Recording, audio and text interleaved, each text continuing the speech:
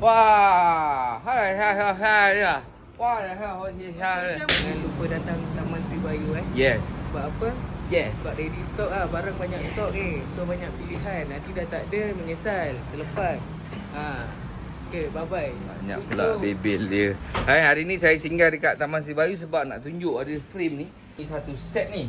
Ni satu set. Dengan lagi satu ni ah. Alamak, cantik oi. Siapa cari frame boleh ada. Dekat dinding tu pun ada tu ah, sana tu. Dinding ada, dinding sini pun ada ni frame. Ada barang offer hari ni, Jas? Ada. Semua tengah offer. Semua tengah offer. Tengah offer, korang tengah datang kedai. Datang dekat Taman Sri Bayu sebab Ilyas nak bagi harga offer. Ni yang untuk walk in je tau. Datang sini cari Ilyas, harga offer ni semua ni. Tak percaya datang dulu.